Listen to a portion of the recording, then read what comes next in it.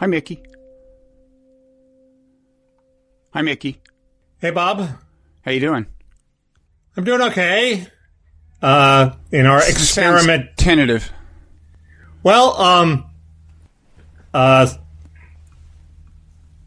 things are about the same as last week. Social distancing is sort of collapsing of its own, even though California is still in lockdown.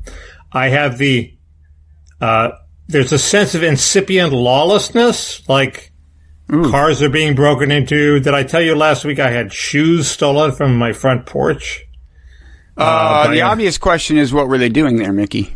They were drying out, Bob, because I got them wet, and I put them in the sun, and I didn't realize a homeless guy would come and substitute his crappy sneakers for my best pair of shoes. So he swapped them. He didn't really steal them. It was an exchange. It was non-zero sum, in a way. It was, yes, although I'm unlikely to wear his sneakers anytime soon. That was unfortunate. But there's just a general sense that, like, I'm scared to walk at night. I was never scared to walk at night because the criminals are sort of desperate. You figure they can't break into houses because people are in their houses now. And so they have to, like, target whatever targets of opportunity happen to be around. And the police aren't really interacting with people because they don't want to get the virus. So, I don't know. Maybe I'm wrong, but other people I know have the same sense. Well, are there any actual reports of this kind of crime in your area? I mean, exchanging shoes is one thing. No, I mean, like assaults or muggings. No, they're cars with broken glass where the cars have been broken into. That's new in this neighborhood. Yeah. When I lived in Venice, that was sort of par for the course, but not really. But now it's, I supposedly live in a safer neighborhood now. So, it's, I don't know. There hasn't been any definitive statistics or anything, but, anyway. I was just in New York City, like 2 hours ago. And, in fact, I'm kind of, a little tired. Why does driving make you tired? I did a round trip into New York City, and yeah, I've made that round trip. What were you doing there?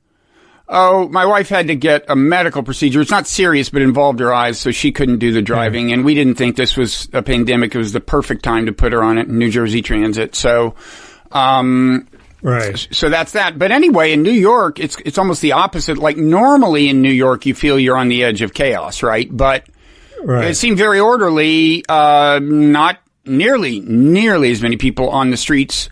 Almost complete mask compliance. At least 95% of the people I saw were wearing masks, just walking along alone on the sidewalk. Yeah, we have that. We have that too. Oh, do you really? Because we don't, and I live like you in more of a suburban area. But anyway, I don't know what it's like on the other side of town. The class thing that we talked about last time is very much in evidence. In fact, we have some fancy hospitals on the west side, but one of them is St. John's, the hospital I tend to go to. I bet there's not a single COVID patient at St. John's, and if there is one, it's somebody from not out of the area. They're taking in, patients from elsewhere.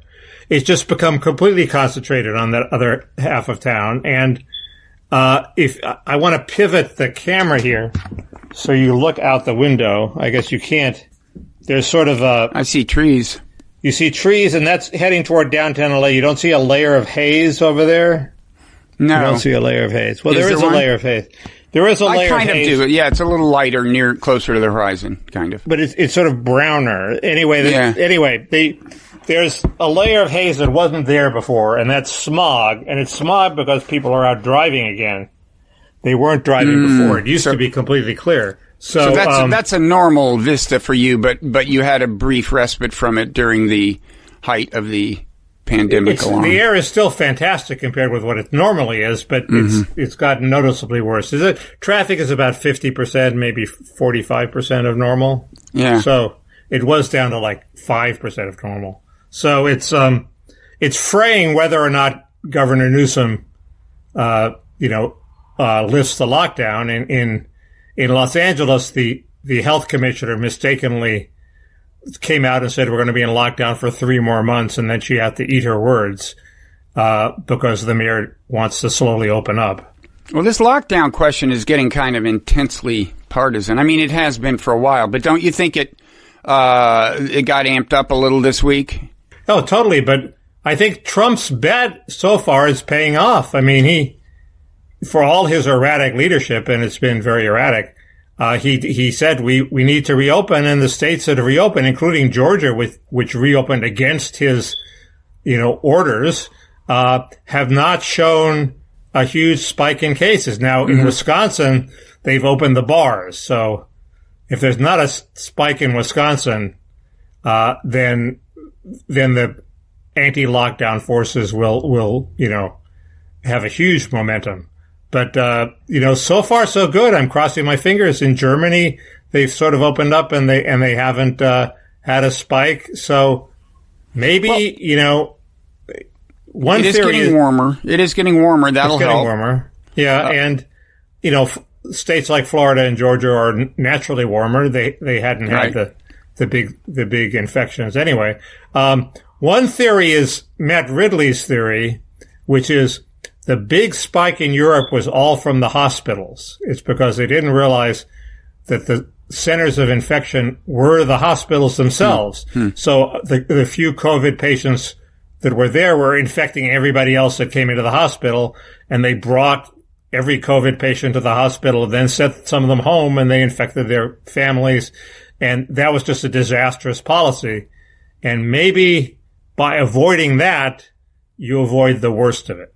Well, this is what I've been saying. If you can, figure out ways to keep the most vulnerable secure, and that's easier in principle if many of them are together in institutions like hospitals and nursing homes, you could really change the numbers. I think it's futile to think you're going to keep the most vulnerable secure. Well, I don't think nursing homes should be. I just think if we're going to come out of lockdown in states like New Jersey and New York, where the thing has been relatively intense, you have to be willing to take extreme measures, and even to the point of preferentially hiring immune people. I don't know, having people who don't have families actually live in the nursing home. Like I said last time, no public transportation for the workers, drive them. I just think because that would solve. Look, a huge fraction. Look, where I live, this is a town of 29,000. Last week, 14 people had died here of COVID. 13 were in nursing homes. And the other one was under home care. So it's like, at least here, and over 150 people have tested positive here. But do you realize what percent of the population is either over 65 or has an underlying medical condition? I think we talked about this last time. It's almost 50% of the population. I realize that, but if you just take care of the people who are in both of those categories, okay? They are under care and old. That really, at least in my town, that would basically, there would be no deaths here, and there were 14 as of last week. And well, we're opening up, so we're going to have to do that. So, you're right in that we're going to have to try it. There are all sorts of things we should be doing that we're not doing that we have to try to do as best we can. That's one of them, and testing is another one. We're doing it in a half-assed way, but I'm sort of been convinced by the experts that every little bit helps. So do as much as we can. Yeah, but there is kind of a threshold you cross where you actually can do the contact tracing, and it's just a totally different approach. And we're just not there, and I don't know when we're going to be there. I do think it is. Don't you think it is politically smart of Trump to take this side of the argument? It's ironic, of course, because his administration issued the lockdown criteria that he's now advocating the violation of. I don't know if it's so smart. Old people are worried and they're deserting him. He needs those votes. So yeah, but see, I think your sense that over the summer this is not going to get worse, and it's not going to be some kind of health catastrophe is correct. And I think, whereas I think the economic damage is probably going to become more and more apparent. And if he's on and if he's anti-lockdown, he can blame those damn pro-lockdown governors for the economic mess. Well, I don't mean plausibly, but well, he's doing surprisingly well in the poll numbers for handling the economy. It may be that people, not irrationally, think, hey, he was doing great, and then this thing hit us out of the blue, and boy, we'd like to have those Trump days back again. Trump was great, so he's sort of like, make Trump great again. He's bringing back Trump. No, and that might work in terms of people's economic hopes. No, he should, count himself lucky. By and large, certainly by his supporters, he is not being blamed for any of this. I mean, his approval rating it's not just as high as it was before this started. It is at the high end of the range it had been. I don't think so. I think it's come back down. No. Well, it has come back down. It actually went up. But no, if you look at the range it had been in for the previous 2 years, it is now in that range, but at the high end. So in other words, I thought it was 41% before, and it's 41% now. 41% was the high. Whatever it is now was at the high end of the range. Okay, right. Anyway, the point is he's not being blamed. And, the economic pain is settling in, I mean, a lot of people who are his supporters are hurting economically. I've got to think they're not blaming him. And that's important for him. It will be striking if this hasn't hurt him. It sure hurt him with me. This may be a completely cliched point. We're never going to go completely back to normal, because if you are a terrorist around the world and you see the havoc that's been wreaked by this relatively mild bug, you're going to think, why are we worried about weapons of mass destruction? Let's engineer a more vicious bug. And that's entirely within the range of achievement for terrorists. And we're constantly going to be in fear of the next bug, and the next bug is going to actually be bioengineered, even if this one wasn't. Yeah. It's sort of obvious, isn't it? Well, you're preaching to the converted. I mean, I as you may recall, we were once at the New Republic together. I wrote a cover story that Andrew Sullivan titled on the cover, "Be Afraid, Be Very Afraid." And it was about biological and nuclear weapons, and to some extent chemical, but it emphasized that biological weapons are the hardest to control. We talked about this earlier, but yeah, absolutely. I mean, and this is why we cannot afford to start a new Cold War with China. China has to be part of the solution, to this. Anyway, but we will get a brief respite, because it'll take a couple of years for the terrorists to crank up the bioweapon most of the people who are terrorists, don't have the skills that are required to do the actual engineering. On the other hand, they are not that exotic, and they're less and less exotic. So it's totally time to take it seriously. And we're obviously just, we've been wasting time for years and years. I'm not expressing an opinion on the China thing, but I am commenting on the Coulter-Wright convergence on this issue. Explain that to me. Well, we discussed it. She's on China. She's on my side. She's opposed to it came from the lab theory. I don't care about. I mean, I'll let you get back to this, but it's like, why are people so obsessed with this? I mean, either it was a regulatory failure having to do with wet markets, or a regulatory failure having to do with labs. It's, in terms of moral culpability, it's not a huge thing. A, and B, the resistance, the anti-Trump people are making a mistake, I think, by saying there's no evidence that it came from lab. There's no evidence that it came from a lab. They're building it up as something significant, and it could turn out it came from a lab. Right. They should just be saying, this is crazy. We know it wasn't a bioweapon. We know it wasn't an intentional leak from a lab. I think if it was a bioweapon, the task of developing a vaccine would be changed, and so you do want to know that.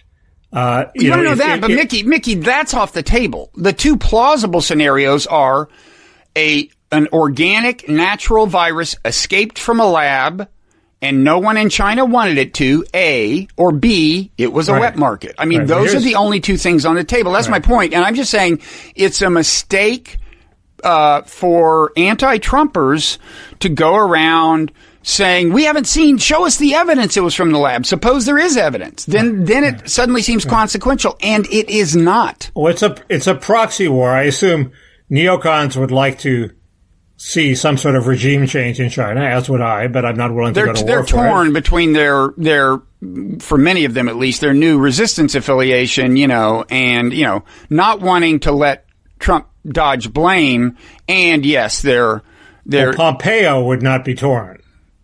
He's in the Trump administration. Pompeo has no divided loyalty. He's not in the resistance. It's both good political tactic. Right, exactly. He's not torn. Yeah. No, anyway, quite manifestly, he's not torn over this. Getting back to my point, she retweeted somebody who said, Australian Prime Minister Scott Morrison flatly stated that Trump's lab obsession is hampering efforts to force China to shut the wet markets for good. I made that point last week. Well, that's my point, that there is a convergence. Yeah, it's harmonic. And she also retweeted somebody who said an attack on Nikki Haley for saying no surprise that Nikki's solution, Nikki being a neocon warmonger in these people's eyes, no surprise that Nikki's solution for our complex foreign policy problems is often talking tough. Diplomacy demands a grasp of nuances of the evil that you're dealing with, carrots as much as sticks. The opposite of that could be total annihilation. So I think you should nominate Anne for a seat at the Council on Foreign Relations. Aren't you a member? No, not exactly. Is that the blob? What? That is the blob. That's Blob Central. Okay. Although on China, there is to some extent a natural favoring of restraint because the CFR is, associated with certain financial interests that favor robust globalized finance. I should say that tweet, which Anne retweeted, was prompted by the revelation that Nikki Haley told the Chinese that Trump might invade North Korea, because you never know what this guy's going to do. And this was considered somewhat irresponsible because what if the Chinese took that seriously? Or even worse, what if the North Koreans took that seriously and launched a preemptive strike? It's a very dangerous thing to throw around.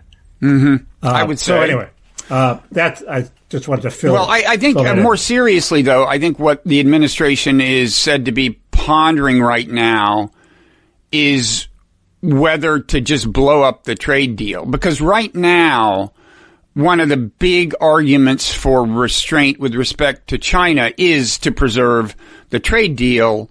And there's a lot Trump should naturally like about preserving the trade deal. I mean, for one thing, you blow it up and that hurts the global economy of which we are part. Another thing is that he had been claiming it as a big accomplishment.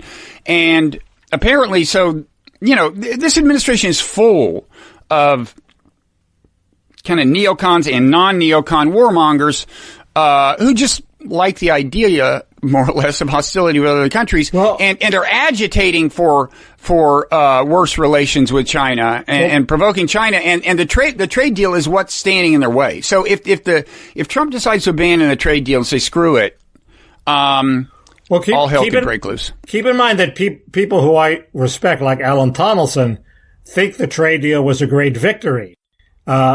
It keeps the tariffs in place. So if you're a free trader, phase one of the trade deal ain't so great for you. It keeps most of the tariffs in place. And B, it sets a mechanism which Donaldson thinks solves the problem of China cheating, which is we can bring a complaint against them.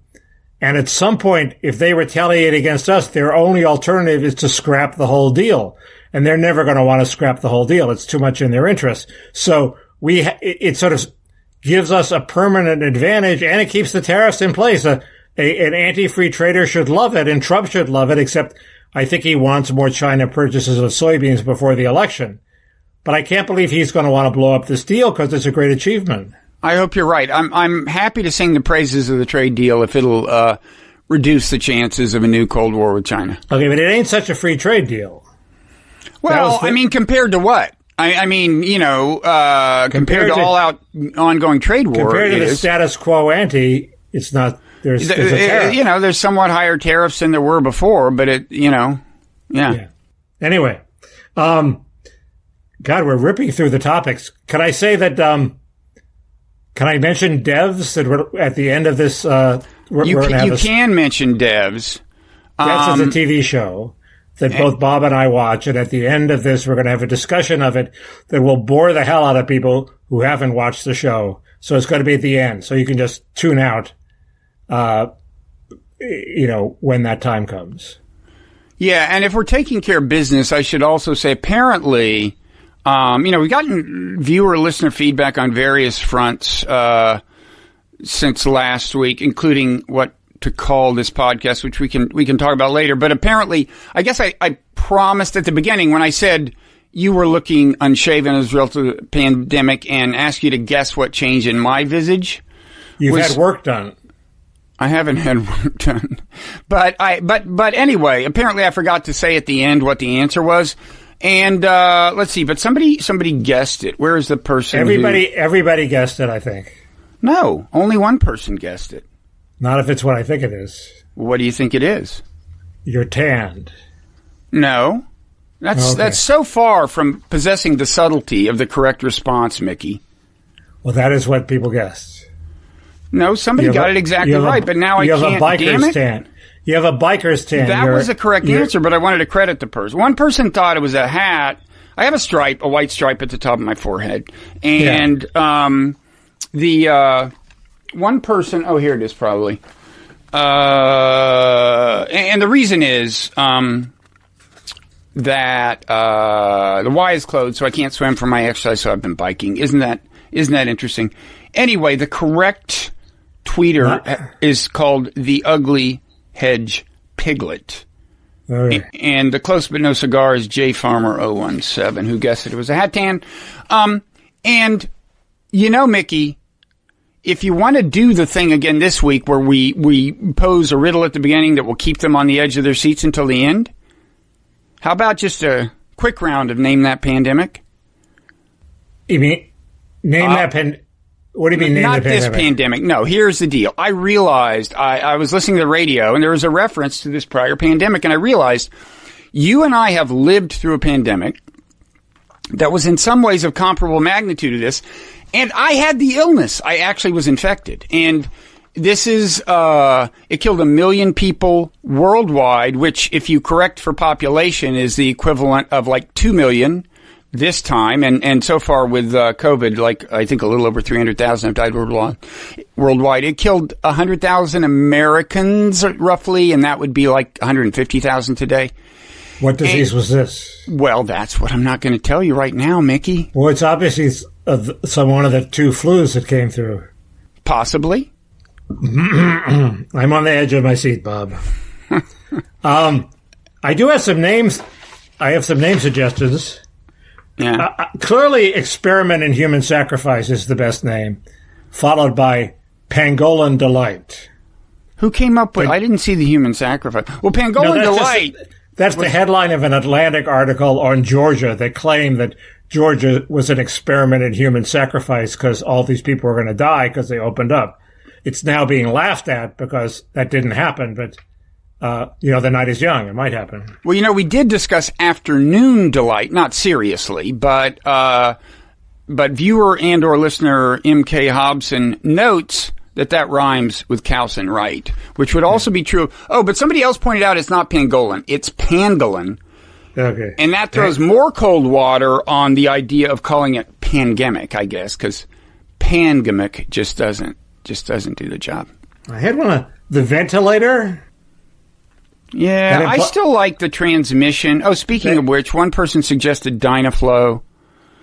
What about instead of the distance, what about the dis? Yeah, okay.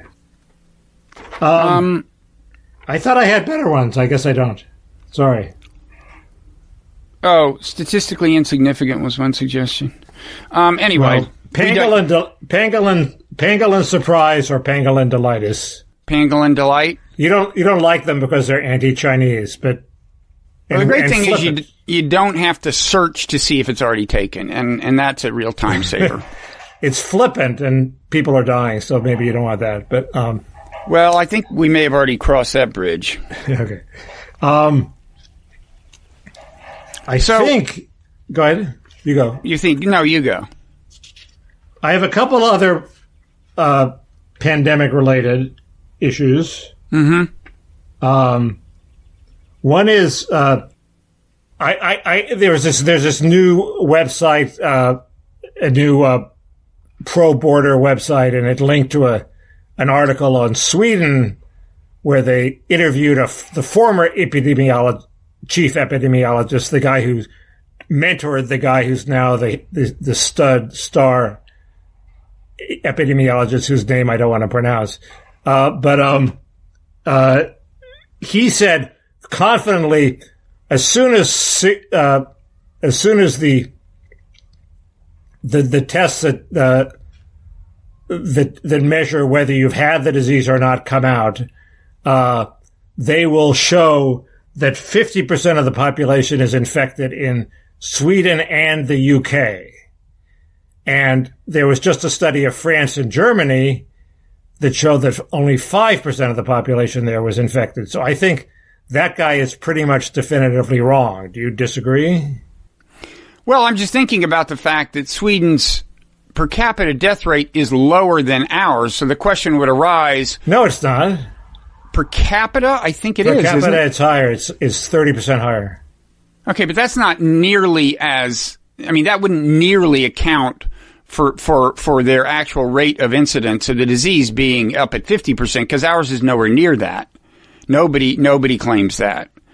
In New York, there was one that came back 21 or 24%. Yeah, but that was New York City. I mean, nationwide. Yeah. Now, it could be accounted for by the fact that we did stupid things like send people back to nursing homes and not take care of hospitals properly. That's possible. How you explain a death rate that's so close to theirs as a percentage of the population, but so much higher than theirs as a percentage of cases. I think we did hospitals better than Italy. We learned from Italy's mistake. Well, better than Italy, but I thought we were talking about Sweden. Yeah, okay.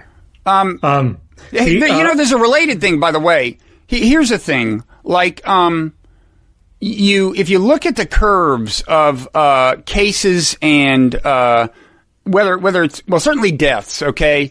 For Italy, for Germany, for Spain, they're almost symmetrical, right? They go up, they come down. And I've mentioned before that ours, in contrast, isn't coming back down nearly as fast as it went up. But I just noticed the other day that Britain's is exactly the same. And I'm like, is it something about Anglo culture, or is it something about having an ethno-nationalist populist known as a buffoon as your leader, even though the two are buffoons in different senses? Or it could be that that we avoided the big spike in hospitals that then came back down, so we just didn't go up as much, so it's taken longer to come down.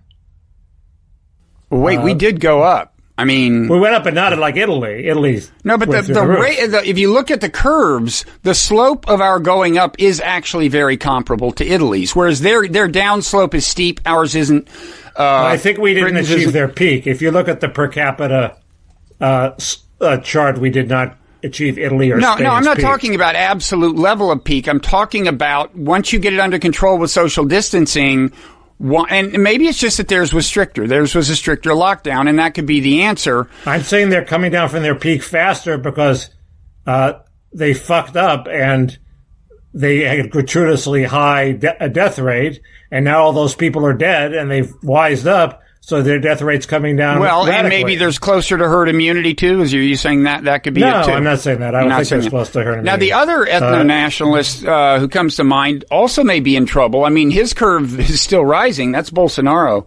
And he's in worse shape. He is in worse shape because he has treated this with disdain for much longer than Trump did. And although I don't think it ever gets very cold in Brazil, it is getting cooler there as opposed to warmer right now.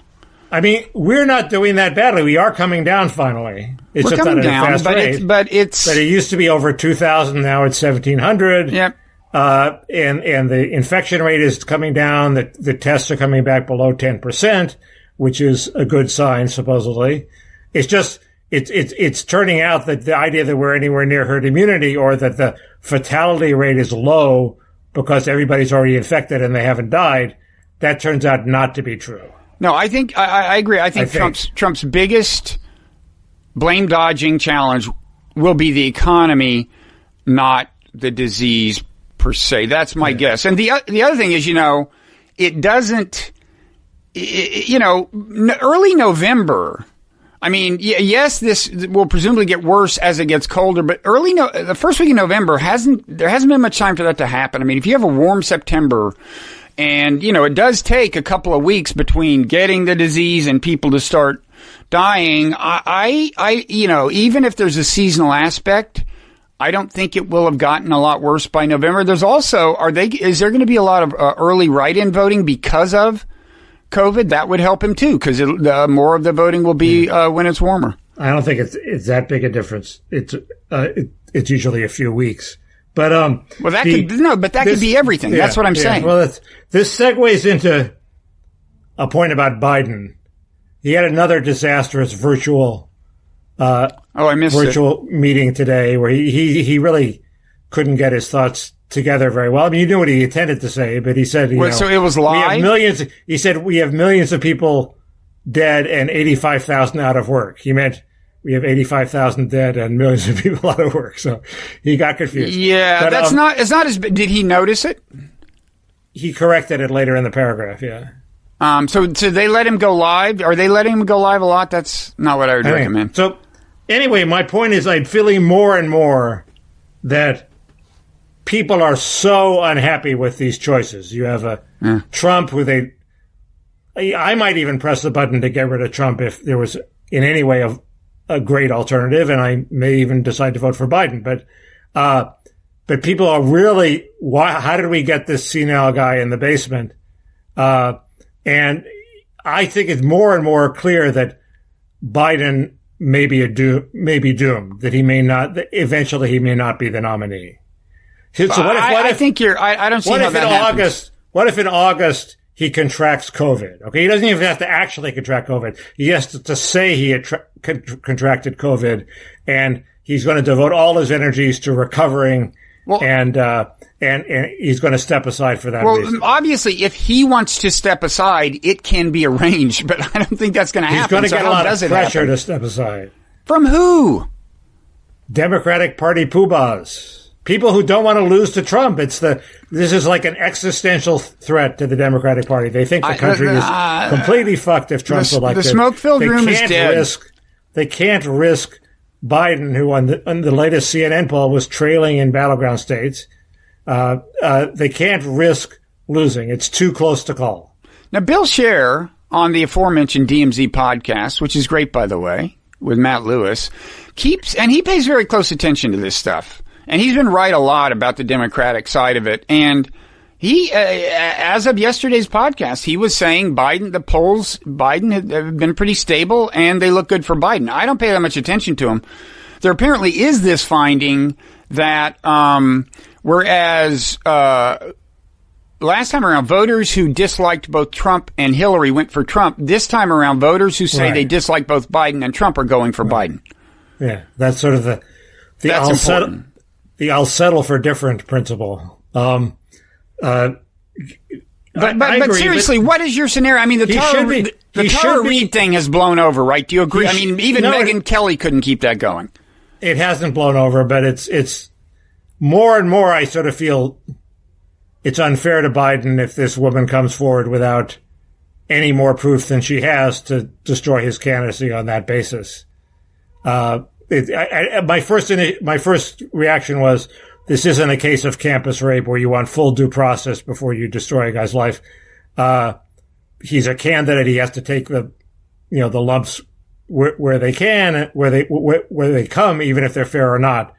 But I think now it's sort of, it does seem sort of unfair that without more, and she has a lot, compared to other people. Fair amount. There was a recent, there's a court filing recently that, from 96, I think, where, she thought, she doesn't say sexually assaulted, but she thought she had been abused. And, I don't think it's blown over. And my point is that, it can be resurrected if you wanted to get rid of Biden.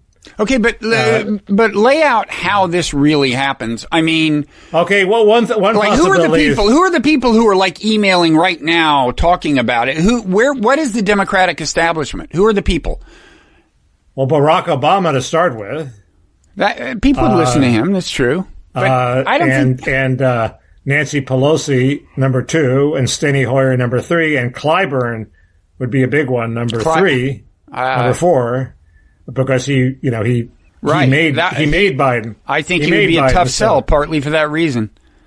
But he's presumably a loyal Democrat. And I think Obama would be a tough sell. I think Biden's got to screw up a lot more. Keep in mind, I'm a guy who thought Dukakis should have dropped out of the race when he was behind George H.W. Bush. So I'm always ready to pull the plug on the candidate, and Benson was right there, and Benson was credible and much more credible than Dukakis. So I think he would have been a better candidate. But what has to happen is that a tweet I did 2 years ago has to be fulfilled. Like, I think it really was 2 years ago. It was close to that. It was a long time ago. I predicted that at some point Biden would have a really epic case of brain lock that would become a big deal. And that's come close to happening a few times, but it hasn't really happened. And I think that's what you need. Something that is just a unforgettable moment where he just seems like a guy who's in a hospital. That'll do it. That'll do it, but it hasn't quite happened. If he has 20 almost like that moments, I don't think that's the same. I think there are 2 weapons out there. They can revive Tara Reid, and if one more shoe drops, then if some other woman comes forward, maybe they're saving somebody, and his opponents, not Barack Obama. And the second thing is the COVID thing. They have two techniques of Biden extraction that they didn't have with any other candidate. The technique is not the problem. The consensus among people who can make it happen is the problem. I don't see it. All right. Well, I mean, again, last time I checked, the betting markets, for what that's worth, were leaving about a 7% chance of somebody other than Biden or Trump. And I think they're thinking more about the Biden side of it there. But I'm not convinced. Look, I'd be happy to see a better candidate than Biden out there.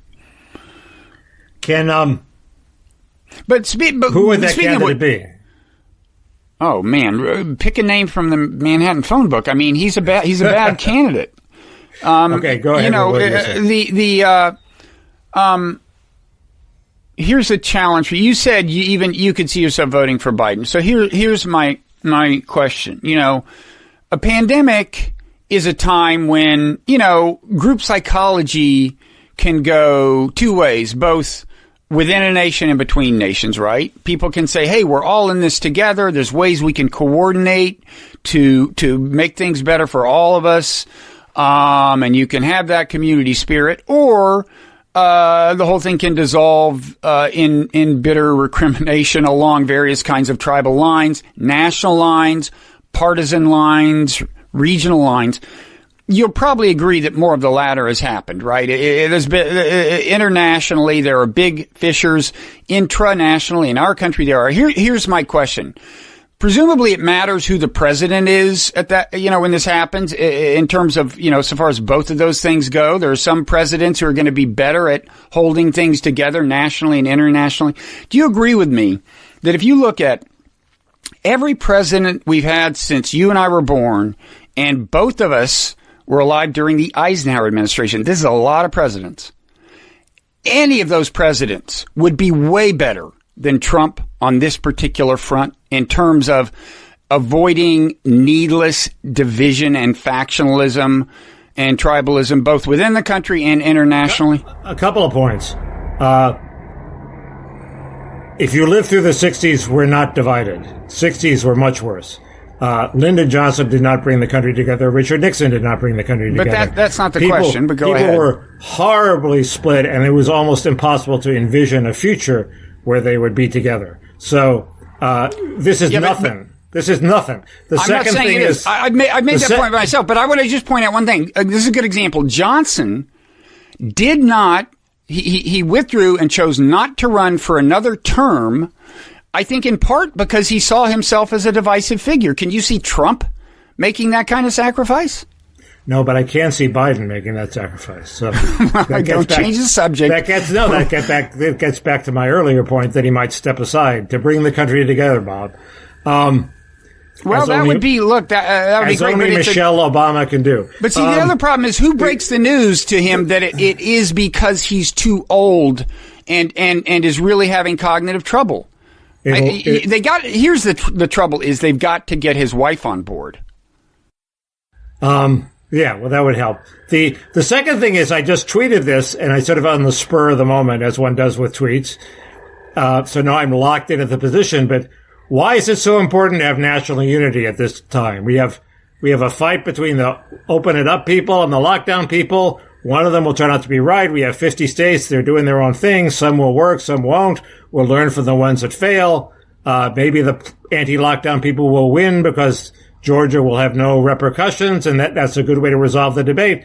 That's better than just having one central power with national unity deciding one course of action. Why is it so essential that we have national unity? Two things. First of all, if you agree that just the sheer level of polarization we have in this country is unhealthy, and I assume you do, then anything that makes it worse and worse and worse, anything that leads us to go to where it was a month ago to like people with assault rifles occupying a state legislature, that's just bad, okay? And B, you left out an option. You said, why do we need a national leader who enforces uniform policy? There's also the possibility of a national leader who enforces a policy that's not uniform, but is well thought out, and he works it out with governors, and it takes due account of the fact that different regions have very different issues, which they do, and doesn't wind up polarizing the whole thing and declaring war both on China and on half of America. That would be nice, but I just don't think it's the most. I don't think it's the most essential thing. But anyway, do you agree that any other president of our lifetime would do less of the division than he's done? Well, division is his thing, but that's my point. I think John, that's a different question than whether they would be divisive. I think Nixon was very divisive and Johnson was very divisive, even if they didn't intend to be divisive. Nixon at like 3 a.m. went out to try to talk to protesters. I know, and make friends with them, not scream at them, make friends with them. That was the most surreal moment of the Nixon presidency. And not as surreal as it would be if Trump did it. The reason he did it was because people hated him so much and he wanted to find out why. Yeah, well, Trump is like, bring it on, anyway, I digress. I could see Trump doing that. I could easily see Trump doing that. Well, interestingly, just quickly, in the Errol Morris, speaking of Steve Bannon, in the Errol Morris documentary on Steve Bannon, Bannon says an interesting thing about Trump that I think you have to factor into any theory of Trump's brain, and I have a way of factoring it in, but maybe we don't have time for this. But Bannon says that the night of the election, after it became clear that Trump had won, Bannon and Stephen Miller and people like that were saying, okay, now let's bring the hammer down. We won. They lost. Let's do this radical stuff on immigration and so on. And supposedly Trump said, no, I want to bring the country together. And then the next day, when he saw all of these virulent anti-Trump protesters, he was genuinely surprised, supposedly. Trump was. He didn't realize people actually hate him. And I think I won't get into this, but I have a theory about how important it is that I'm just hypothesizing that he was a very successful bully basically for all his life. And I think that shaped his psychology. I mean, bullies don't understand that people actually hate them, because people always suck up. Anyway, that sounds totally plausible, and everybody knows he needs to be loved. So he craves the approval of the New York Times, and actually thought he might win them over to his side. So that's part of that delusion that you talk about. Now, can I stick in a Steve Bannon moment as long as we're on the subject? Do you want to know what Steve Bannon's attitude is toward the Chinese Communist Party, all the people and institutions who aid and abet it in China and in other countries? Here's a little, yes, of course. A little excerpt from one of his podcasts. He's talking about how he and his comrades, so to speak, feel about these the aforementioned elements. And here we go. Send your guys everything you want. This is our life's work, to rip your face off, okay? CCTV and Global Times and People's Daily and the guys in London, right? And this schmuck in the pages of the Wall Street Journal. Okay. It goes on. He's going to rip their face off. That's just this week's. Well, that's just a metaphor, Bob. Could be. But there's a kind of serious point here. I mean, that's just the tip of the iceberg. I mean, he talks about specific people. He talks about Bill Gates as if he's like, collaborator. And he talks about Bill Gates in a way that does, however, marginally increase the chances that some crazy person out there will try to do something to Bill Gates. I mean, he says crazy stuff. But what I want to say is, all of these, supposedly dignified, serious people come on his podcast and lend it credibility. So Mark Cuban, who presumably has had cocktails with Bill Gates, comes on the show as a guest. Bob Kuttner comes on the show as a guest. Josh Rogan. And if they listen to the podcast, it's like this is a crazy man, who, anyway, that's it. That's my little spiel. Kuttner, those are fighting words. That used to be fighting words to me. Cutter's actually very sound on trade and on healthcare. Well, he sees eye to eye with Bannon on trade. I've come around on that. By the way, I want to emphasize, I'm not against people having Bannon on their platforms and interviewing if they'll, hold his feet to the fire. I'm not saying that. I'm not saying ostracize him. Wouldn't you like to see the Tiananmen Square type movement succeed in China and China become more democratic? Oh, ideally, and wouldn't that cause a huge sea change in just the general level of anxiety on this planet would drop 50%? That'd be great. That'd be great. Okay. Well, so if you want that, don't trash the people who want that. Well, no, but the way he wants to go about it is the way that minimizes the chances of it happening. I mean, this is... I don't know. We have tried regime change in various places in various ways. It seems not to work out well. Yeah. I mean, he basically wants to declare economic war. We tried economic cooperation, and it hasn't worked well either. So maybe there's nothing that works. Well, that's another art. I'd like to spend a whole show on whether it's worked or not and how bad things are in China or not. But in any event, just the whole aiding and abetting allegation he levels against various people is, creepily McCarthyite. Yes. There's actually a reference in Devs to this very point. Just a little reminder that at the end of this, we're going to have a discussion of Devs, where the guy says, I was in the CIA, and when Tiananmen Square happened, they told us, okay, we've won, guys. This is going to be the end of the communists. And then it wasn't. So, anyway. Who said that? Oh, well, never mind. The evil security guy. Yeah, he was a... Anyway. I have a point about Flynn. Okay. You can explain this whole thing to me. Flynn... You can have a sort of a small bore defense of Flynn where you say, we don't really know what his lie was because the FBI takes these notes and they don't take a tape recording, and the notes have been revised twice and they won't reveal the notes.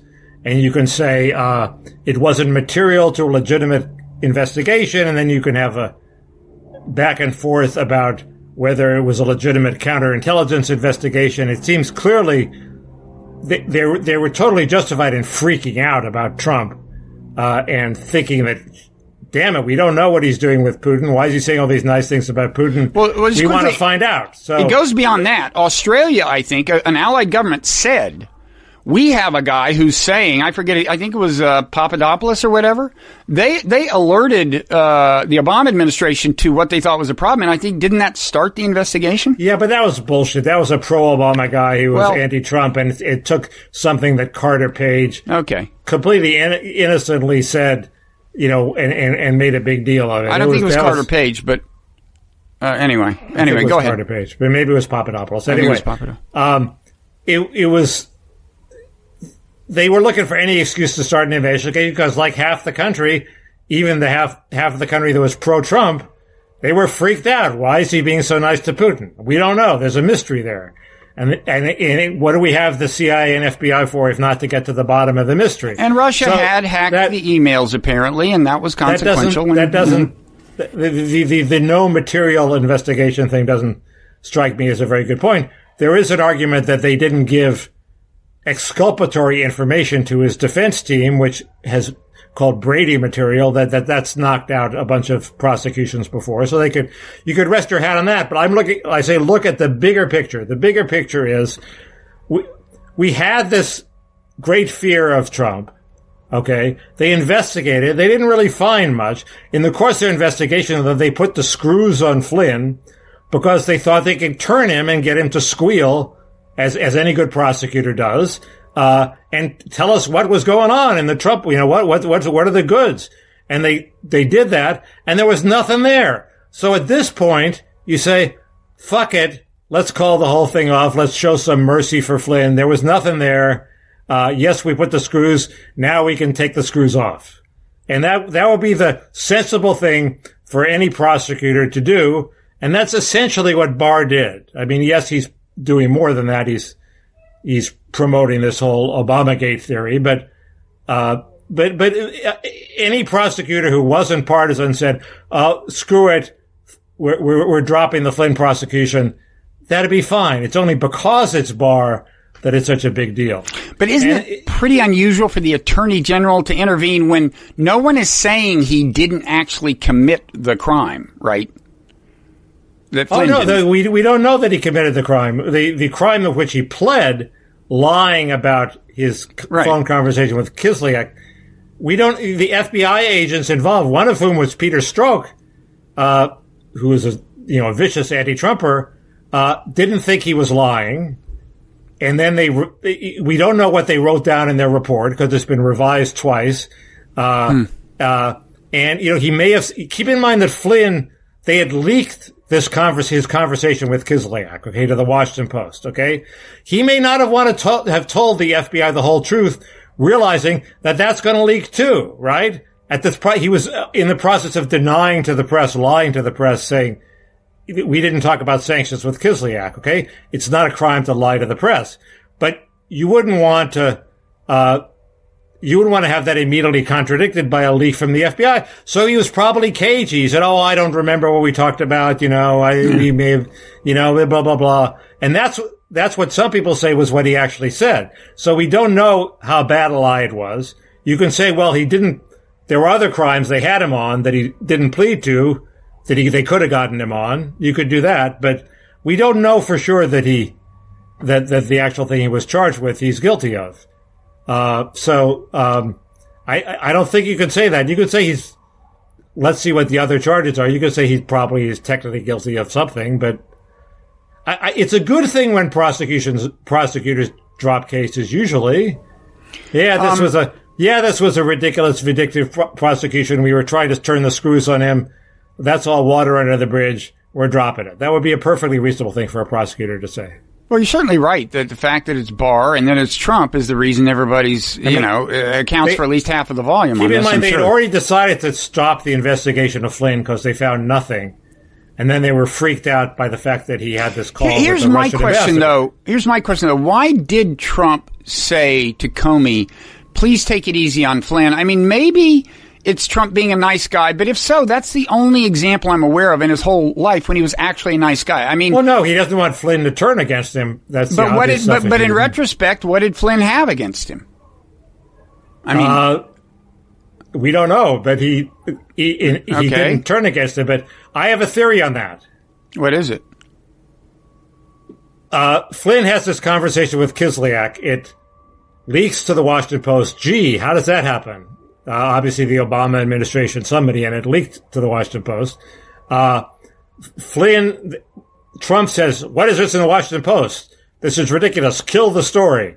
So Flynn starts lying, and he says he has people call up and say, we didn't talk about sanctions, this didn't happen. And Flynn lies to Pence, okay? But we don't know that he lied to Trump. Maybe he told Trump the truth, but Pence was so embarrassed that Trump had to fire Flynn because Pence insisted on it. And Trump feels guilty that he fired this guy when this guy didn't lie to him. Oh. If you were Flynn, but that scenario you would not lie to the big number one boss. You would lie to the number two flunky who was about to go on TV. I would just point out that scenario does involve Trump feeling guilty. Right. I'm not saying that never happens, but he doesn't seem to be a deeply conscientious, guilt-ridden person. He always stays friends with the people he's fired. That doesn't mean it's out of guilt. That's out of pragmatism, because they might be useful in the future. Anyway. Well, at some point, guilt and pragmatism merge. Isn't that the lesson of evolutionary psychology? Well, guilt has a pragmatic rationale, but that isn't the same as saying that every time you do something pragmatically sound, you're driven by guilt.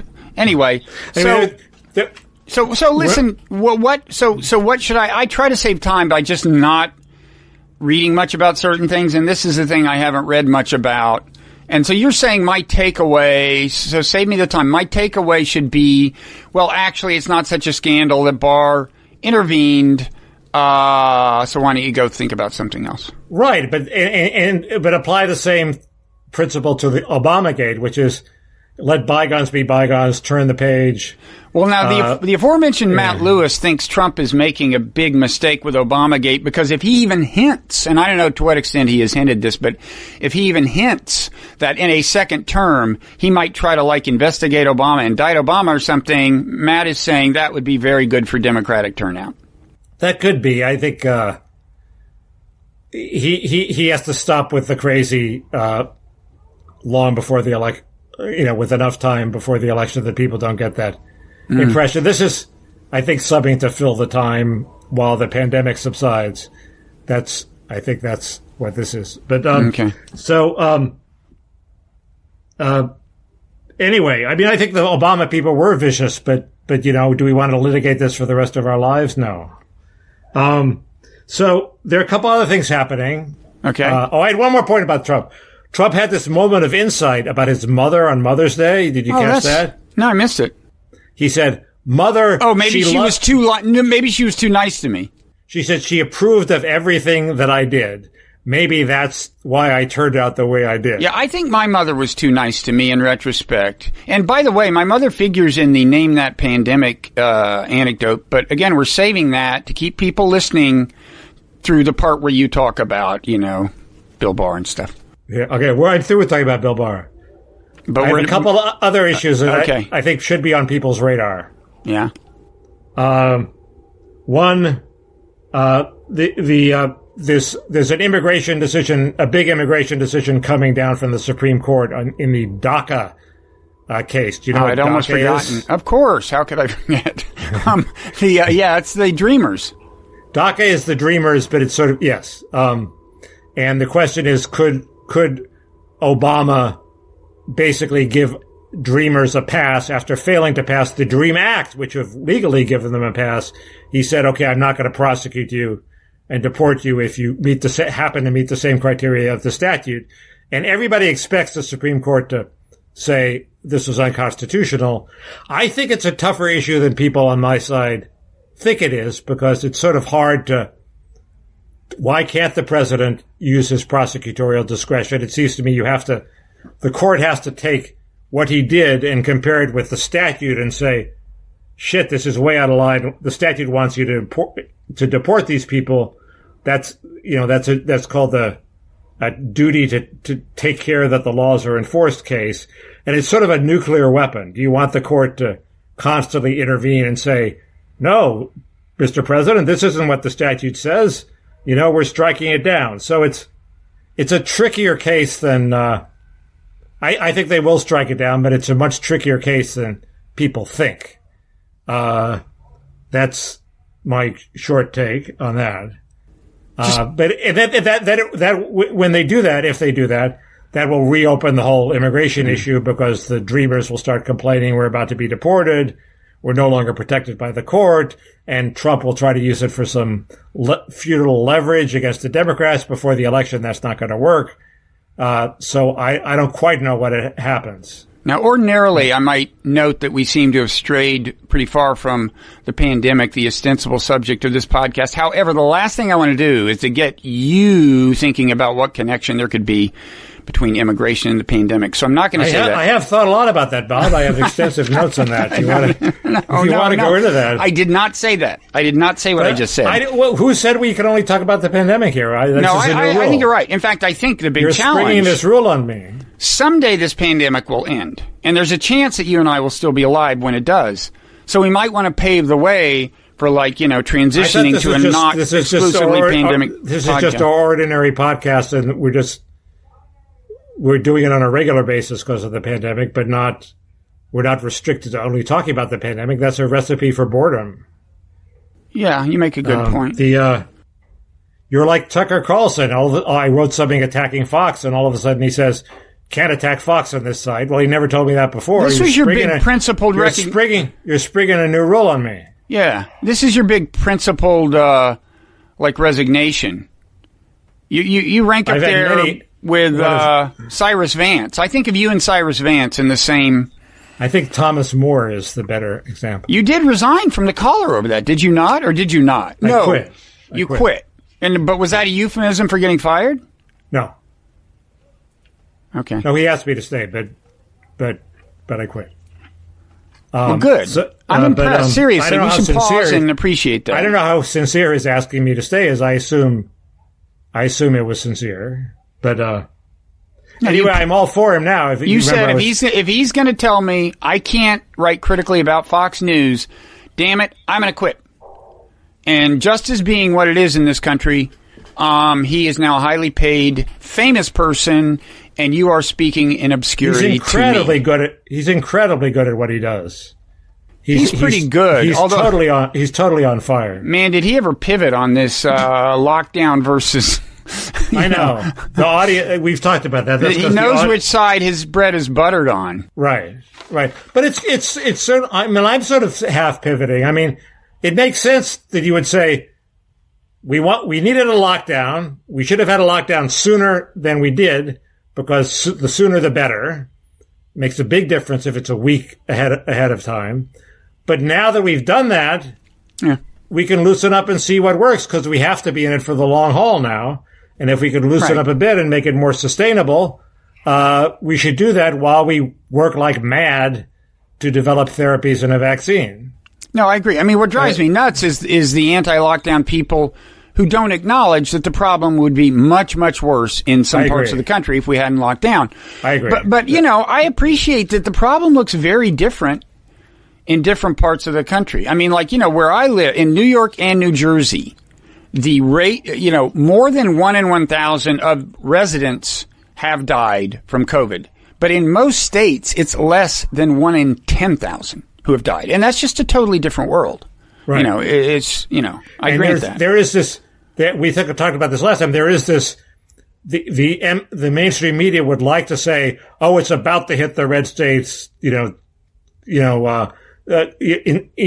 Infections in Trump states have spiked. There was a headline on NBC, but when you looked at it, it was like there were 300 infections in a county in Kentucky that happens to have a prison where 280 people were infected. Everybody outside the prison was basically the same as before. Or there's a meatpacking plant that gets infected. But the idea that it's about the surge in the red states, the way it did in New York and New Jersey, that I do not think it's going to come to pass. But yet the press keeps generating these stories.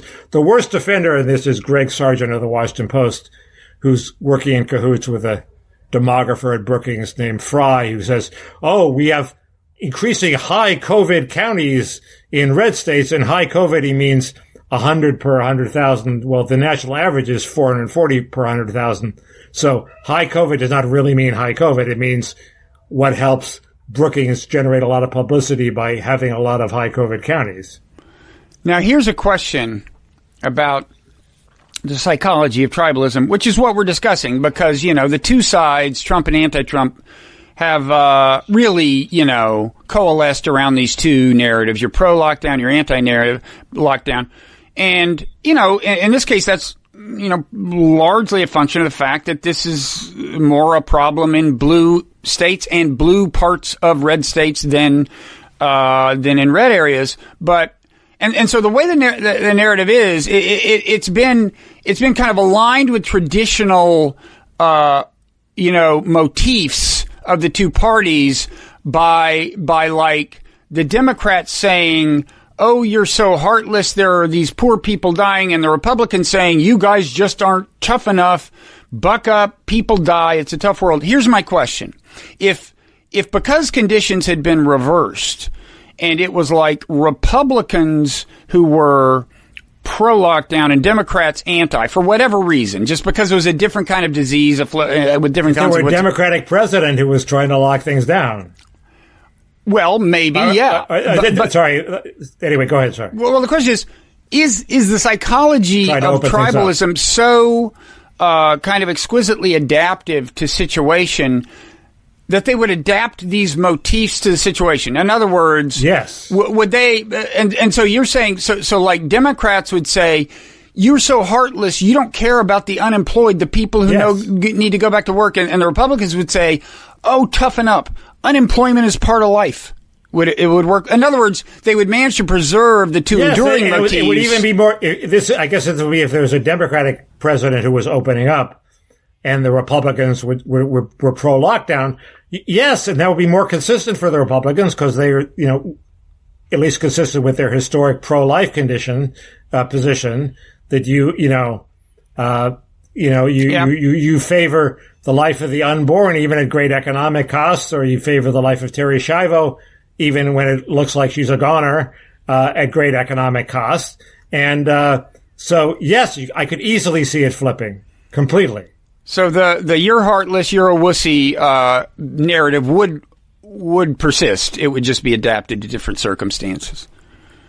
Now Democrats would say would still say you're heartless. Republicans would still say you're wussies. They'd just be saying it about different things. You're heartless as far as the unemployed go. You're wussies about the economics being a tough biz. Yes. Yeah. I was going to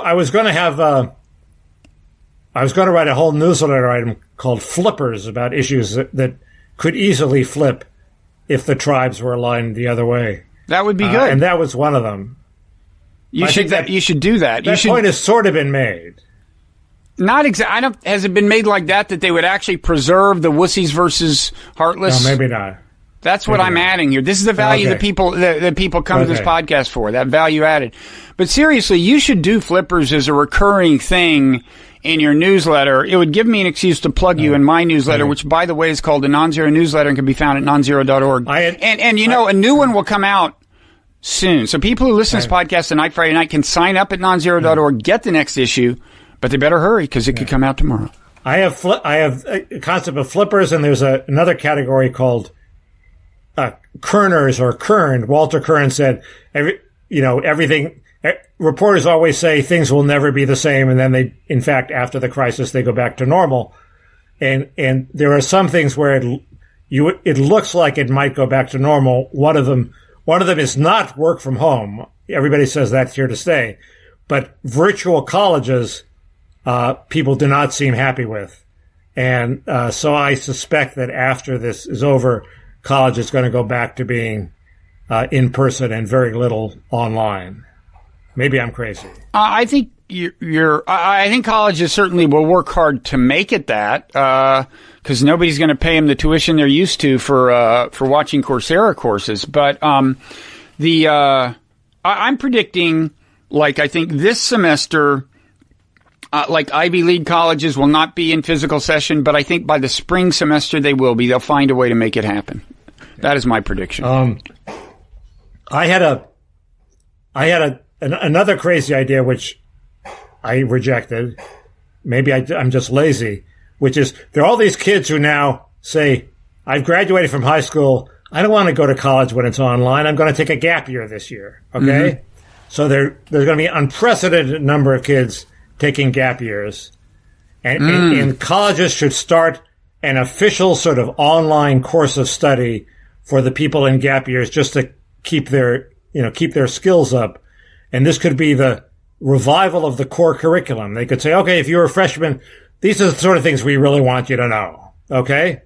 And that would be a huge public service. If some, I'm trying to think of why is that different from the Khan Academy where you can just go find out anything you want? Well, it's because it would have the imprimatur of like Ivy League schools, and it would be, these are the essentials. You really should know these. You don't have to do it. You want to show up as a freshman a year from now, not knowing this stuff, be my guest. But if you're the type of kid who goes to a college, you're a sort of an achiever type, you probably are going to sort of look at this, right? I didn't know you were a big core curriculum advocate, but I'm okay with it. Yeah, totally. Columbia, I think, still puts some emphasis on that. I definitely got through college without that kind of systematic exposure. It was a huge gap. It was a huge fuck up on my part not to take those courses. Yeah. It would have helped if they'd forced me to do it. Anyway, I know a lot about obscure Marxian theory. That's something. It's coming back. It's coming back. I know. I claim that you're a Marxist, remember? I am in the sense of being a materialist. Yes, that's exactly right. In the sense that Marx is, not in the philosophical sense that Gideon Rosen and I, the philosopher, discuss in my aforementioned newsletter. Did I mention my newsletter? Oh, yeah, I did. We discussed philosophical material, physicalism, like whether, yeah, sorry. And my other issue to put on people's radar is affirmative action. Speaking of tribalism, California Democrats are making another attempt to repeal Prop 209, which is our resolution that successfully passed outlawing race preferences in public institutions, mainly universities and public contracting. So no more affirmative action. The Democrats tried last time, but they were unexpectedly blocked by the Asian American lobby. So there was like ethnic warfare. The Asian Americans said, if we reinstitute affirmative action, we're going to be the losers because we're the ones that win in the non-race preference contest, and our sons and daughters are going to be denied entrance to Berkeley. And I don't know, the Democrats reintroducing it, does that mean they figured out a way to buy off the Asian American lobby or neutralize it? Or are they just doing it for show? And why are they doing it now since they had a way around it, which is have these holistic, we don't look at the person's race, we look holistically at their whole record, and if their resume happens to involve overcoming racial prejudice, i.e. if they're black or Latino, they get extra points for that. We're not saying it's a race preference, it's an overcoming race discrimination preference. And bizarrely, I don't think the anti-race preference people had an answer for that. The UCLA and Berkeley were going ahead with this holistic thing, and obviously it's not big enough it's not a big enough restoration of race preferences if they're trying to overturn it explicitly, I think. Anyway, that's something to watch. So I take it you're against affirmative action?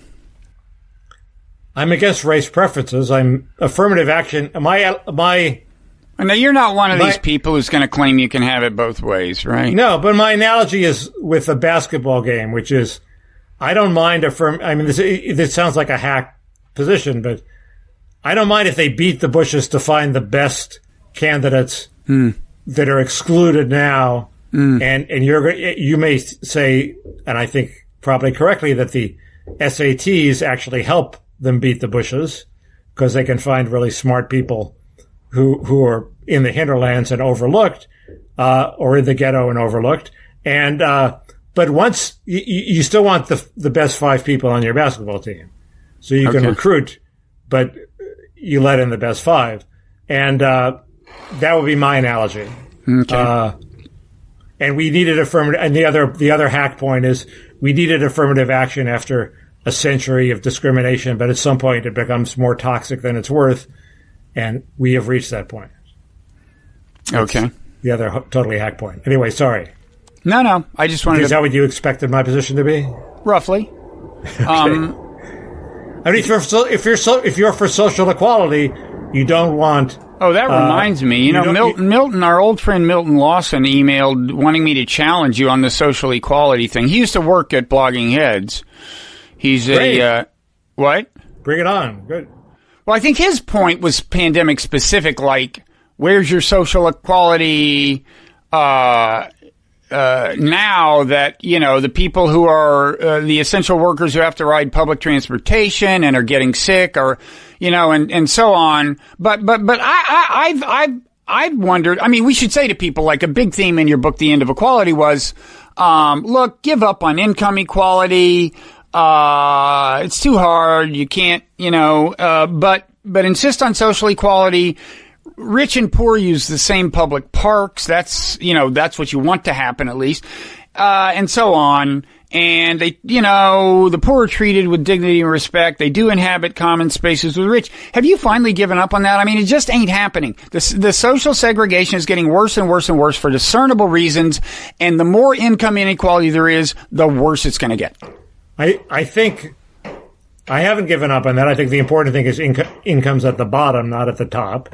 What do you mean absolute income at the bottom? No, it's important to raise the floor. It doesn't. That's what I mean. If Jeff Bezos gets another $2 billion, that's not going to affect the actual lived experience. Yeah, but of Mickey, equality. when you've got public schools, if the minimum wage goes up 50%, that has a huge impact. Well, would equalizing spending on public schools be part of your social equality? Like tax people like Bezos and actually increase the amount of federal funding so you don't have such wild variation in the least. I don't think there is all that much wild variation. If in New Jersey the poor get more spending. Oh God, are you kidding? Than the rich. Look, I'm from San Antonio, which was the source. I went to high school in San Antonio. Was the source of a Supreme Court case. Right. There are like 7 different school districts in San Antonio, radically different levels of spending. But that was a long time ago, Bob, and now we spend a lot on inner city schools feudally. And in California, we had in effect put into effect what the Supreme Court opinion the other way would have been. And I live in Beverly Hills, where it's actually quite hard for them to overspend on their kids now, because all the money goes to the state and it gets doled out by the state. So I don't think spending between schools is going to end social inequality. Rich people, schools are very hard to do with. But you're saying there's no longer significant variation in per pupil spending? I don't think spending is the source of social inequality. Okay, but you're not saying inequality. I don't know which way the spending goes. I don't think there's huge variation, but the big problem is kids learn from other kids, and any rich person wants their kid to hang out with other rich, high SAT people. They don't want them to hang out with the poor, and whether you spend the same or different, they're not going to want their kids to hang out with people from the ghetto. And that's the least convincing chapter in my book is how do we solve this problem? And I was hoping that some sort of choice where schooling wasn't tied to neighborhoods where you could, people could choose, would help solve it. And I'd sort of almost given up on that. Although in Montclair, New Jersey, it still works okay. Well, they have like a lottery system where you don't get to choose which school you go to. Yeah. So, he lives in Montclair. But anyway, the big institutions were the draft. Okay. I've given up on the draft. I'm still for national service. The big institution I hope will treat people as equals is healthcare. That's why I'm for national healthcare. I'm not in for national healthcare because it's more efficient. I'm not for national health, although it might be. I'm not that much for national healthcare because it will stop rationing, although I think that is also true. But it's the one hope for an institution where everybody's treated equally. And I think Medicare does that. And I also don't think that society's that far gone. I looked on a map where my gardener lives. Okay. It's like Wait, you have a gardener? I have a gardener. I have a Latino gardener like everybody else. Do you know him? I say hi to him. What's his first name? Hugo. What's his last name? You don't want, I don't want to reveal his identity. It's he has no business. There's no reason why he should be discussed. There are viewers and listeners who suspect that you just don't know his last name, Mickey. No, I know his last name. But if you he doesn't live that far from here. Okay? I talked to the people at the 7-Eleven who are all Burmese. They're Burmese guys working at the 7-Eleven, okay? They don't live that far from here. The society is just not that stratified, except the pandemic has totally magnified. Okay. Well, I live 20 miles from Trenton, and I'm telling you, that's very different from where I live. Well, maybe you should check your privilege, Bob. Hey, I'm not the one who's saying we give up on income I'm here in egalitarian Beverly Hills. Right. Okay. Where we live cheek by jowl with our gardeners. You're a man of the people. Whenever people ask me, how would you summarize Mickey Kaus's character in one phrase, I say, he's a man of the people. This guy makes a good point. The pandemic has made it much worse. And also, eventually, rich people are going to come up with life-extending treatments that poor people won't be able to afford. That will also magnify. But it's going to be much, much worse. The other thing is, the point I wanted to make out that sort of reinforces his point and also deals with what the pandemic has turned into was this incredible study of the Mission District in San Francisco, where they tested how many people were positive. And the Mission District is like 44% Latino, but it's, and they're not rich Latinos. And it's gentrifying, so it's like 38% whites. Mm-hmm. And of the people who had the disease, 95% were Latino, 0 whites. Mm-hmm. Okay? That's like the starkest class divide I think I've ever seen in a study. That goes to my point with, I think if you went to St. John's Hospital, I don't think you'll find anybody there who has COVID. I think it's not entirely because they're essential employees. If you drew a line. Now, these are people who have the disease, right? These are not people who have died. They're not people who died, and they're not people who have had the disease and have recovered. These are people who actually test positive right now for the disease. And they may not know it. They're asymptomatic. If you do a line a quarter mile from where I am right now, you can hear them talking in the background. If you listen carefully, there are people talking Spanish 30 feet away. There are people talking Spanish 30 feet away on this side of me. There are people talking Spanish 30 feet away on that side of me. You would find 300 Latino workers on the job working, okay? And you embrace this diversity, do you not? No, I just think Latinos, they work. They need to feed their families. These are not essential employees. It's not essential that my neighbors down the street, improve their lot, okay? But they're hiring people. The people show up to work. I think it's like a cultural thing. The Latino community, they work to feed their families. That's what happens. Right. Okay, and they're not going to let the damn virus. Some of them are quite terrified of getting the virus, but well, I think pretty much everyone who's not affluent who can hang on to their job is hanging on to it. I mean, and that means that lower income people are doing that when they can. In theory, they were supposed to all be on the dole and not worried about going to their job at the moment, but I don't know. That doesn't seem to be happening. Anyway, this 95-0 statistic was unbelievable. So, do you have other points before? I mean, we need to leave some time for Debs because you have to go do something. Right. Yeah. So I'm done. Okay. So can I quickly make at least one point? One thing we didn't discuss, but what may become open war between Fauci and the administration. The Fauci-Rand Paul exchange. I mean, I said some time ago that maybe they were going to throw Fauci under the bus and say that he's the one who failed to warn them. It's now a different issue. It's just that he's too pro-lockdown, but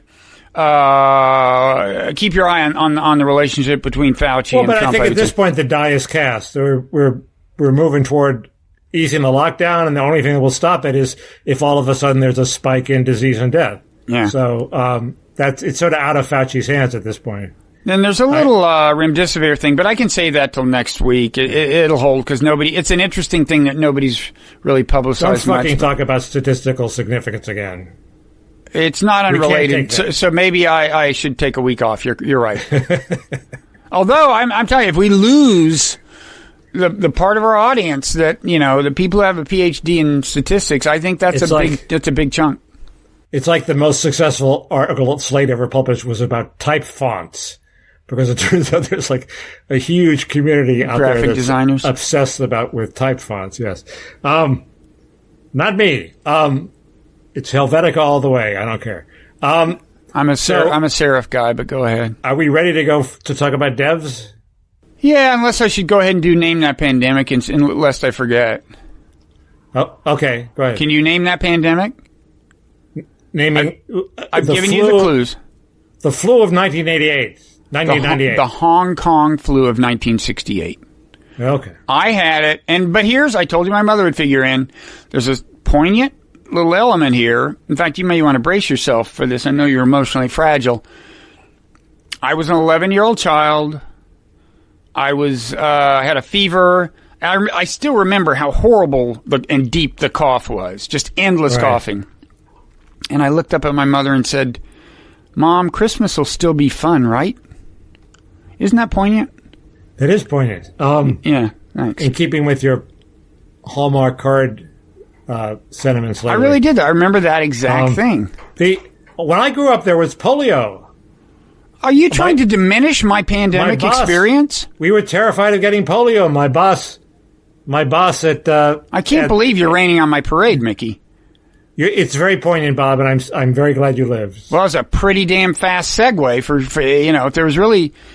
if you really appreciated the poignance, I think we might have dwelt on that. But go ahead, polio. How would I talk about your polio? Get a tissue and dry my eyes or something? It's up to you. I had a boss who actually had polio.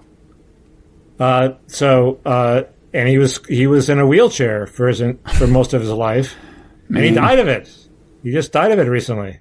He was a great guy, and I'm starting to feel so inadequate about my Hong Kong flu. And polio, you had really not that much idea where it would strike. I don't know. Okay, anyway. You win. Polio beats Hong Kong flu. Go ahead. But I was too young to appreciate the danger. My mother was not. So I still remember the polio vaccine. They were sugar cube, right? Was the sugar cube polio? No. Yes. What was the one you took in a sugar cube? It was a polio. There was the Salk and the Sabin, and the Salk, one of them was the sugar cube, and the other one was the live vaccine. Okay. I don't know. Maybe the live vaccine was the sugar cube. Anyway. Okay, so Debs. Should we set the stage for Debs? It's like you go ahead and set the stage. Okay, it's a series that it costs like $13 to watch the whole thing on Hulu. If you're not part of Hulu, it was developed with FX. It's about.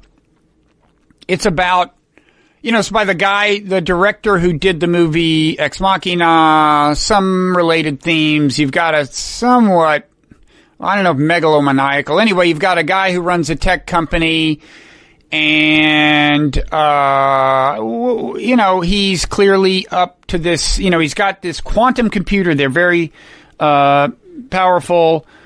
And should we just not worry about plot spoilers?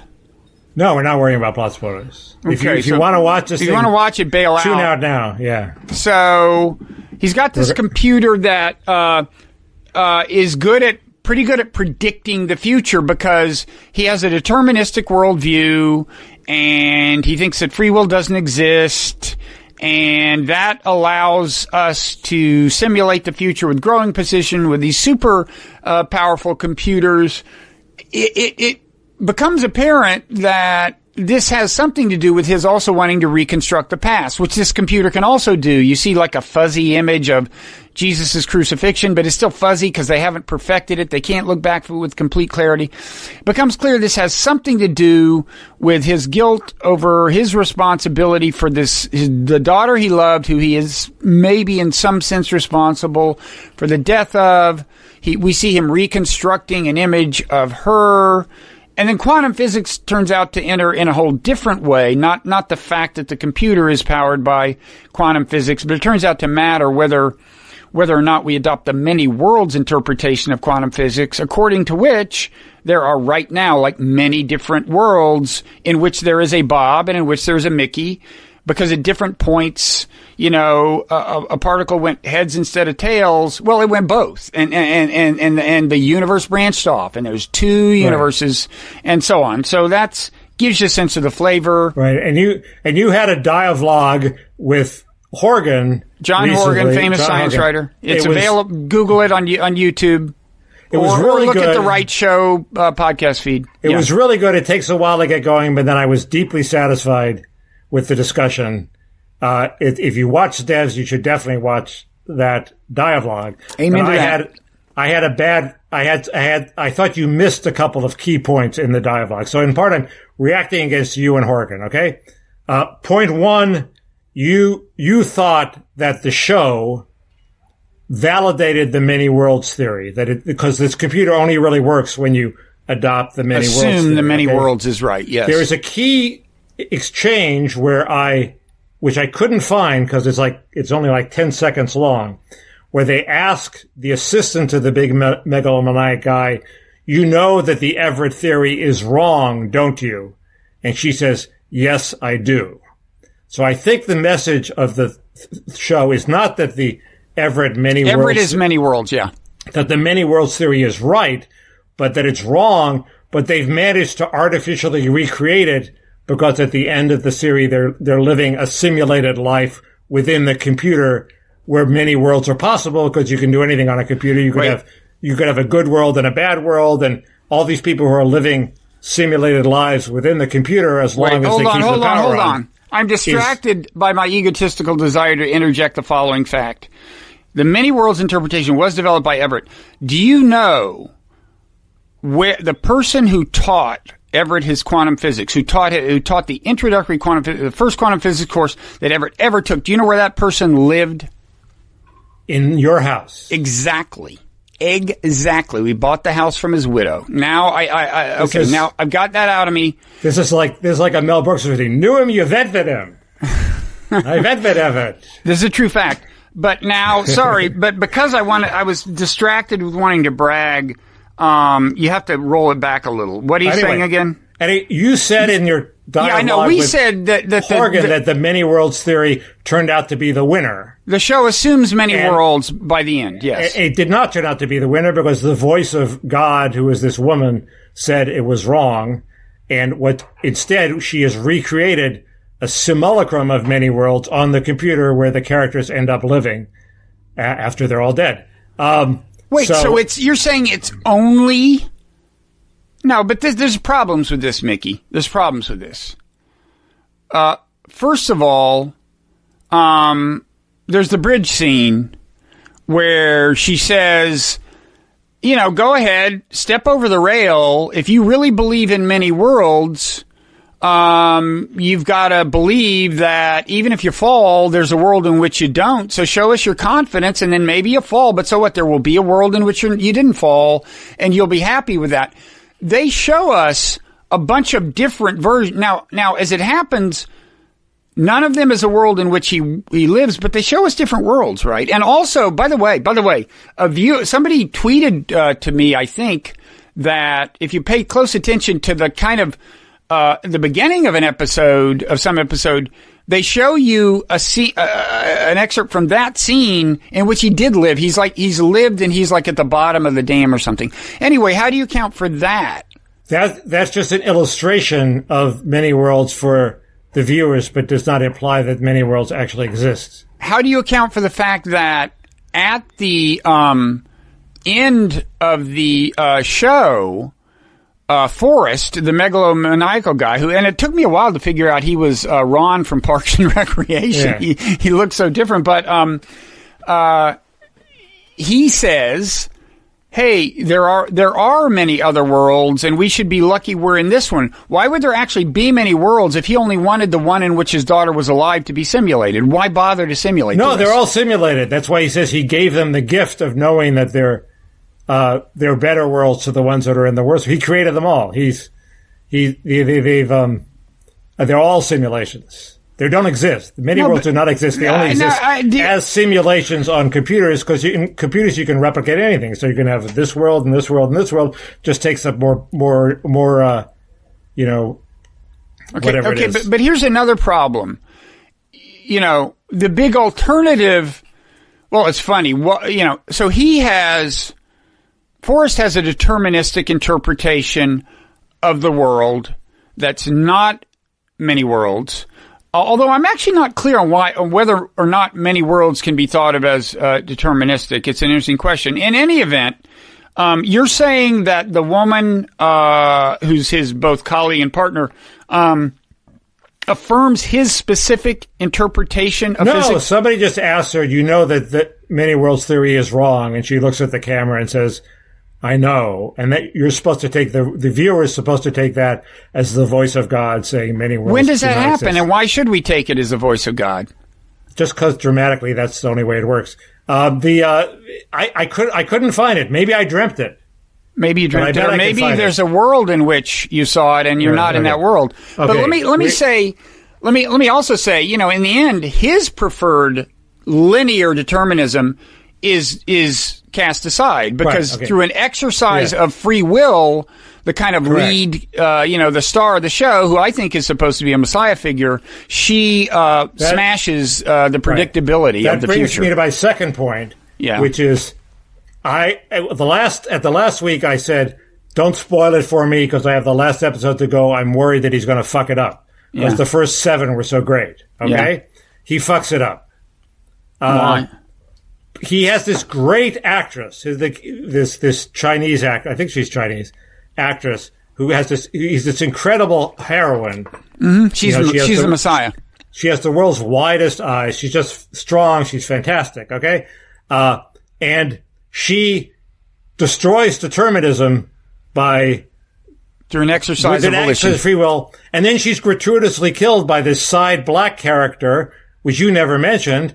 For no reason at all, just stupidly, this her coworker who previously had been the voice of wisdom, you know, the old black guy who lives in a trailer, who's still a computer genius but how does he kill her? History. He doesn't kill her like Shooter or something, right? I mean, no, he kills her by he kills the electromagnetic field and they both fall to their death. And if you go online and read an interview with Alex Garland, he kills them in both versions.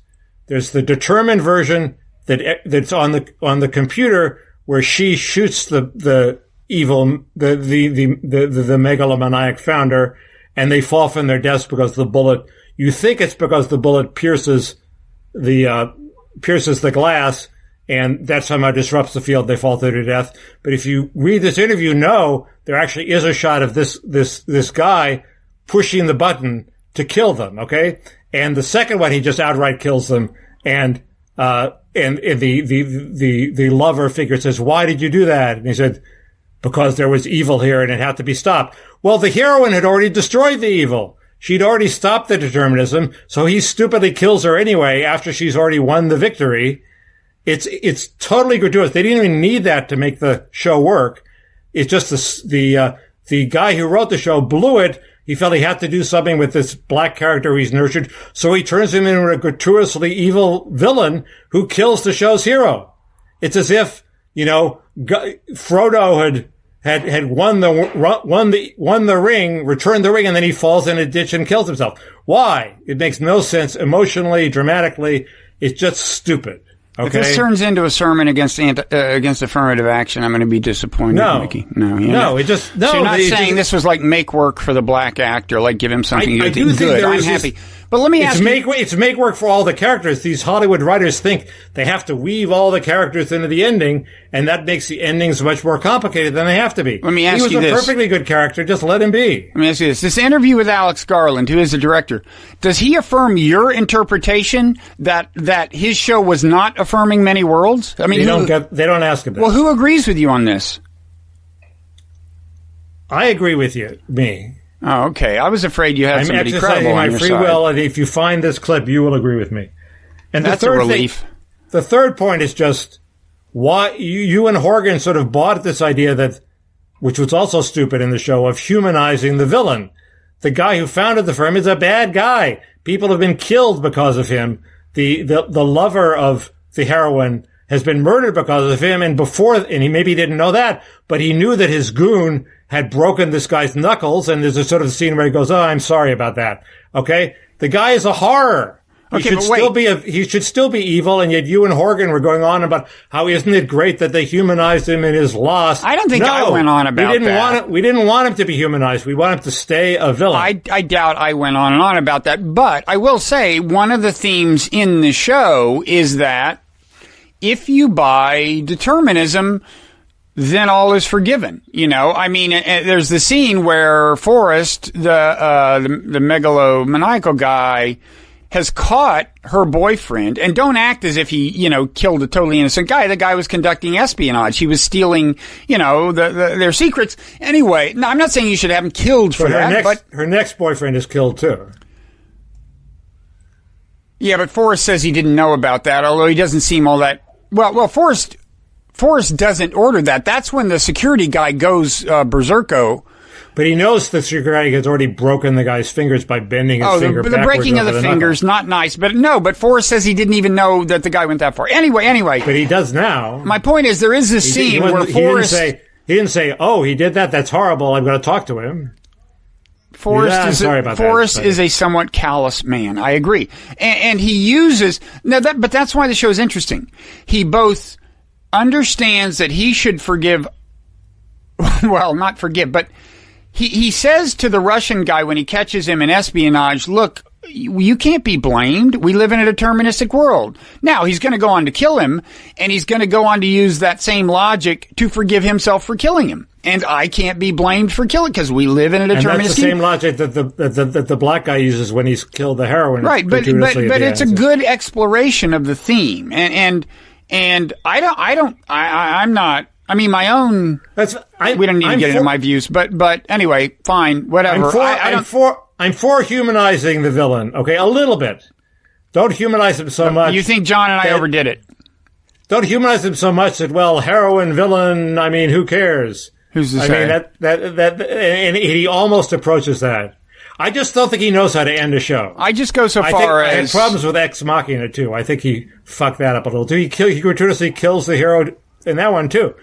So he has this weird amoral view of how epics should end. Anyway, it's good. Devs is good, just in the sense. I mean, where else are you going to find, as dramatic explorations of even the idea of free will and determinism go? It's up there just because you don't see it much, and then they throw in all this quantum physics stuff, and it's a great show. The part that I really don't like, which is the gratuitous death of the hero, he didn't even need that. I don't mind that she died, but he didn't need her to be killed. She comes back to life in effect. She is the Messiah. Of course, she's resurrected. One of the best. She's in a computer simulation, and as one of the best scenes in the movie, they have this Kamala Harris figure, who they call it and say, you gotta keep the power, gotta keep us funded and keep the power on, because these people are living in a computer simulation. If we run out of power, they're just going to disappear. Right, but see, where I think you're wrong is, yes, it's a simulation, but it's a simulation of a world that actually exists, and they have injected these characters or avatars of them or something into those worlds. Well, sure. But no, not sure. Wait a second. You just spent 15 minutes saying that that's not true. That there aren't these, that the simulation doesn't correspond to any real. You just said no. There is no world in which his daughter lived. You think the simulations represent the ever and many worlds? No, I think the simulations were. Well, go find somebody who agrees with you. They may represent the ever and many worlds as they were created by the computer. That's possible. Go find somebody who agrees with you, but they don't. But they don't. These many worlds do not exist outside of that computer. Wake me up when someone credible agrees with you. Go find them. It's the internet is a big place. Anyway, they must exist. This can get back to the earlier point of this. This is the solution to the Biden campaign. Okay, he's holding virtual meetings with virtual volunteers on a computer to attract virtual voters. Okay, we want to know, how do we put Biden out to pasture? We give him a virtual life on this computer where he's president forever, as long as they keep the power on, okay? He wins the election virtually. He's virtual president in this computer simulation, and we can go out about our business. Put him in one of those. Okay? Put him in one of those Matrix vats, those tubes of goo that Keanu Reeves was in. He will be totally happy, and he would never realize that it happened. He lives forever. He has Ron Klain and Susan Rice. Mickey, this is genius. You're wrong about devs, but this is a good idea. And then liberals can one by one sign up to live in this alternate universe, sort of like the West Wing TV show. Oh man, this is so good. Where Biden is president and Trump doesn't exist, or Trump has been beaten. And then if Trump wins anyway, you give the rest of us the option of entering Biden's simulated universe because it would be preferable. Oh, this is... Mickey, you are underrated. People don't appreciate it. You know? It's like mail-in voting, except it's mail-in which universe you want to live in. It's total genius. Yeah. Okay, Mickey. Now, you know what? I better, yeah. No, it looks like you have more to say. No, Far I'm be it sure. for me to stop you. I'm done. Okay. Now, Mickey, in a future universe that does not yet exist, where we've figured out a way to support ourselves through this, would we cut off the devs part and say, no, you gotta join our Patreon if you want to see that part? That's not hard. You can do that. You could do that. I don't want to do that now, but you could do that, and they're probably 8 devs followers who are enough fanatics to pay for it. But do you think we should threaten to end the show if people don't send us a lot of money? Do you remember the National Lampoon magazine cover? Right. Buy this magazine or we'll shoot this dog? Yes, I think. Do you think we should do that? Except not with a dog, with us? No, but I think some sort of technique like that is better than. I hate this when they segment off things and put things behind the paywall. So we should just threaten to quit. We should just threaten to storm off stage. I'm stuck in the newsletter business, and the whole business about newsletters is you hive some things off and you charge money for them. But you're not trying that yet, right? You're not charging. I don't have the guts to pull the trigger on that. We should do it at the same time because I don't either, and people are trying to talk me into it. Well, if you have a sufficient drive, if you're my friend Richard Rushfield, if you have Andrew Sullivan's drive, or my friend John Ellis's drive, you can do that. You can generate enough I'm doing content. a dialogue. I'm taping a dialogue with Andrew next week, so I'll ask him. I'm not as good a content generator as those people. Me either. Anyway. Okay. I'm going to go take a nap. This dev stuff is draining. It is. It's serious philosophy, and it takes a lot of brain cells and energy. I will try to find that thing where she says that Everett is wrong.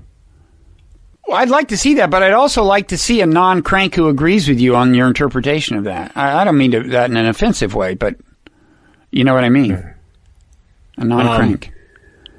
My uncle was a physicist who was at the Institute for Advanced Studies, but in that case, you must be right about devs, Mickey. Unfortunately, he passed away, so I can't ask him. I live in the house of the person who taught Everett quantum physics. Okay, looks like you didn't win that round. Are you a physicist? You won the polio Hong Kong flu face-off. Congratulations, but it looks like we're closing on a Mickey loss. Jimmy Carter won. He was losing in the polls at the end. Jimmy Carter against Ford. So what? What? The history of presidential races is the guy that won is always going down at the end, often going down at the end. I see. So yeah, you will vanquish me in the end. One more week and Hubert Humphrey would have beaten Nixon. Yeah, well, we will have this week, next week, and I'm sure you will vanquish me. So you're Hubert Humphrey. You're President Hubert Humphrey in this. I'm happy to be. I'd rather be him than Nixon, yes. Good point. Okay. Okay. Bad analogy by Mickey. Okay. Okay. See you later. See ya.